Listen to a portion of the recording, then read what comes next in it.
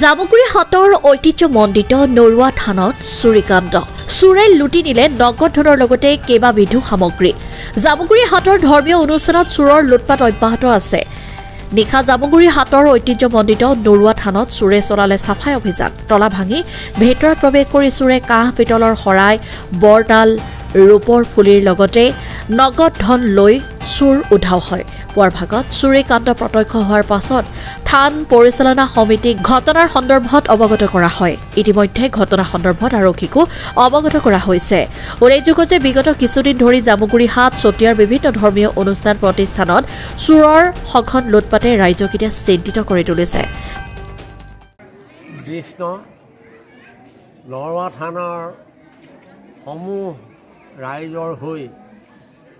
সাংবাদিক বন্ধুসকলৰ সন্মুখত যোৱাকালি যি ঘটনা ঘটি গ'ল সেই ঘটনাত সকলোৱে মৰ্মাহত হৈছে কাৰণ এনেকুৱা পৰিৱেশটো প্ৰায় আমি মানে সময়ে সময়ে পাই থাকোঁ এই পহিলা ইটা ভাটা যেতিয়া আৰম্ভ হয় তেতিয়াই এই ঘটনাটো ঘটে তাৰ আগত কিন্তু তেনেকুৱা নহয় পিছতো নহয় মানে ভাটাত কাম কৰিবলৈ অহা আমাৰ ধাৰণা এটা মানে বছৰি সেই একে সময়তে এই ঘটনাটো ঘটিবলৈ পায়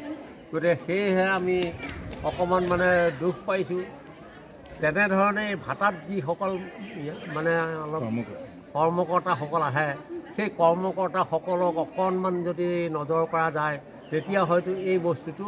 এনেকুৱা নহ'ব কাৰণ ধৰ্ম অনুষ্ঠান এটাত যেতিয়া এনেকুৱা ঘটে তেতিয়া সকলো মানুহৰে মনত অকণমান হৃদয়ত অকণমান হ'লেও আঘাত লাগে গতিকে সেয়েহে মই সকলো এই সাংবাদিক বন্ধুসকলৰ তৰফৰ পৰাই মই যাতে এই মন্তব্যটো আগবঢ়াইছোঁ যে এই কৰ্মকৰ্তাসকল যেতিয়া ভাটালৈ আহে এই বস্তুটো যাতে অকণমান কিবা এটা কাৰণত তেওঁলোকৰ ওপৰত নজৰ কৰিবৰ কাৰণে তেখেতসকলৰ তৰফৰ পৰাই আমি মানে সজোৰে মানে কথাষাৰ আগবঢ়াইছোঁ এনে কালি কি নিলে কালি তলা ভাঙি ধৰক আপোনাৰ ৰূপৰ ফুলি তাৰপিছত এই শৰাই নিছে তাৰপৰা এনেকৈ কিছু ফুলি মানে আকৌ পইচাও কিছুমান লৈ গ'ল মানে 4-5 হাজাৰমান টকাৰ ভিতৰত তেওঁলোকে এই কামটো কৰিছে আগতেও হয় মানে এই সময়টোতেই হয় এই যে যেতিয়া ভাটা আৰম্ভ হয় তেতিয়াই এই কামটো আৰম্ভ হয় জন্ম আছে তেখেতসকল আহি গ'লহি তেখেতসকলো আহি গ'ল চাই চিতি গ'ল সেই তেনেধৰণেই চলি আছে এতিয়া কি কৰিব হয় ন কাকোতো আমি এতিয়া ধৰি উলিয়াব নোৱাৰোঁ গতিকে সেয়েহে মই এই সাংবাদিক বন্ধুসকলৰ তৰফৰ পৰাই মই মানে কথাষাৰ যাতে সকলোৱে গম পায় সেই কথাটোক লৈয়ে মই আপোনাৰ খবৰ সাক্ষাতত দাঙি ধৰিছোঁ কথাটো হয় আচলতে শ্ৰী নৰুৱা থানত এটা দুৰ্ভাগ্যজনক ঘটনা হৈছে আচলতে এনেধৰণৰ ঘটনা হ'ব নালাগে আমি আশা ৰাখিম যিকেইজনে এই কামটো কৰিছে ঈশ্বৰে সুমতি দিয়ক তেখেতসকল ভাল হওক অনাগত দিনত যাতে এইবোৰ নহওক তাৰে কামনা কৰিছোঁ আৰু কিনো কৰিম জানিও যা কোনে কৰিছে গতিকে আমি ঈশ্বৰৰ ওচৰতে দিছোঁ আৰু ঈশ্বৰে সুমতি দিয়ক তেখেতসকলক ভাল হওক অনাগত দিনত এইবোৰ কাম আৰু যাতে নকৰে আৰু এটা কথা আপোনাক সোধোঁ যে এই অকল নৰুৱা থানেই নহয় বিভিন্ন নামঘৰ মঠ মন্দিৰত দেখা গৈছে আমাৰ এই নদুৱাৰ অঞ্চলত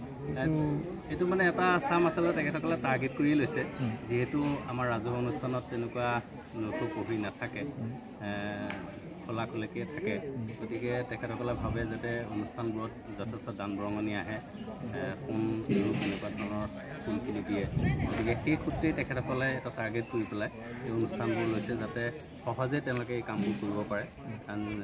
কাৰোবাৰ ঘৰত কৰিবলৈ যাওঁতে হয়তো অসুবিধা হ'ব এই ৰাজহুৱা অনুষ্ঠানবোৰত সুবিধাটো সেই পায় আৰু সেইকাৰণে এইটো টাৰ্গেট কৰি লৈছে তেখেতসকলক কিন্তু ঈশ্বৰে সুমতি দিয়ক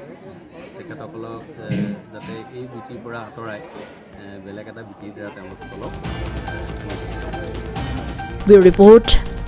AIPL Live 24/7